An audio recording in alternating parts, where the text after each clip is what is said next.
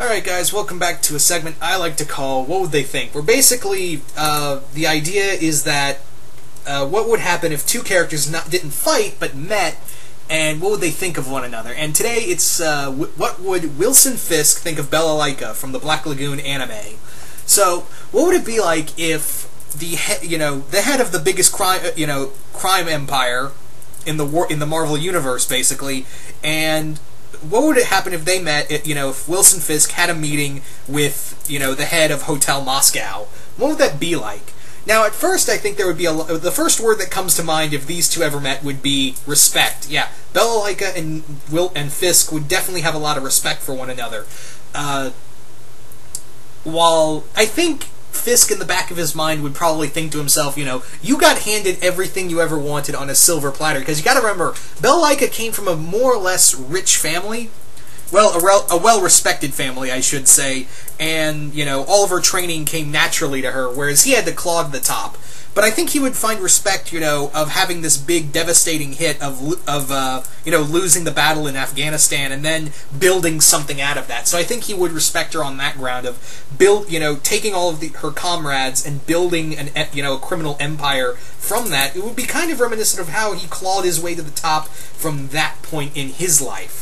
So with Wilson Fisk and with Balalaika, I think she would also respect that, of seeing a man who came from nothing and built with his own two hands the largest empire that even she would be, she would be like, God, this makes Hotel Moscow pale in comparison to what we have, what the Russian mobs have altogether. He can easily just take us down with a flick of his wrist.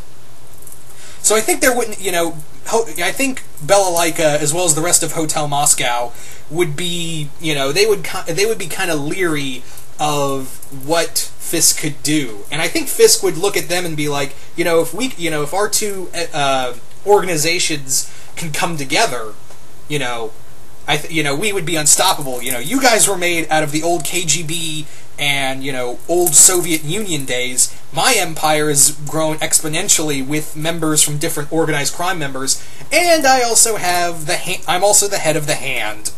So I think, yeah, when you have ninjas on your side, the Russian mafia is going to be like, okay, yeah, we can, we can work with this. We can work with you on this one.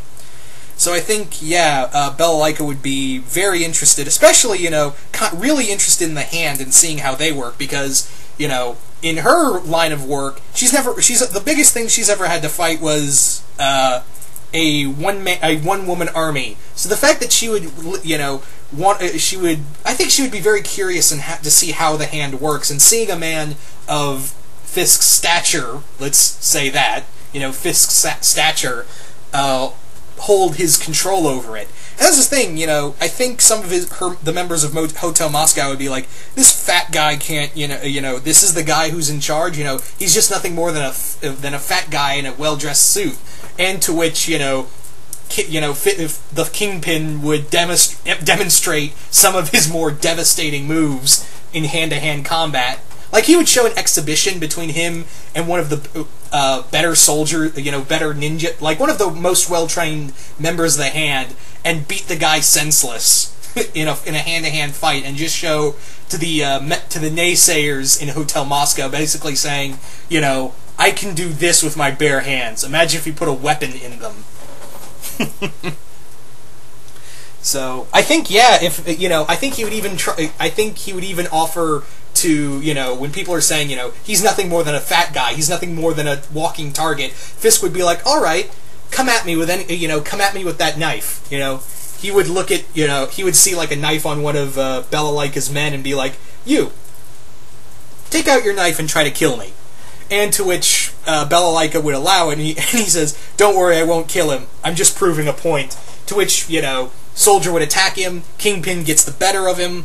In just one move, he twists his arm around to the point of almost breaking it and be like, you gonna call me fat again?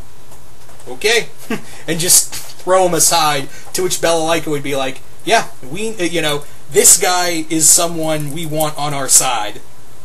And yeah, these two, there would be a lot of respect between the two. I could see them, you know, talking about all of the good days they've had, all the bad days. Like, there would be some intimate moments where I could even see, since in the comics currently Vanessa is dead, yeah, Vanessa passed on, I think there would be kind of I could actually see Fisk and Balalaika almost having a romance.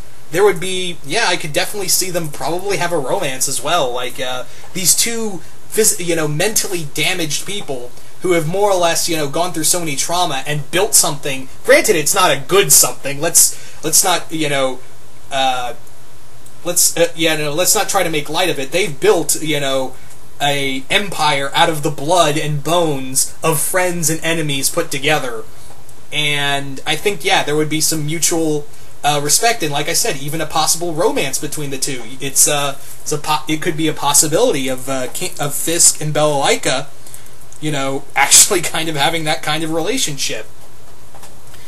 Not saying it would happen, but it's like I said, good possibility. Let's leave it at that. Yeah, good possibility. But yeah, if anything, they would just have a lot of respect for one another. That's the main thing, is that they would have some major respect for each other in that regard. So yeah. Anyway, once again, so you guys tell me, what do you guys think of the idea of, what do you think Wilson, you know, what would Kingpin think of Balalaika? Just comment below, let me know. Once again, hope you all enjoyed this, and I will see you guys later.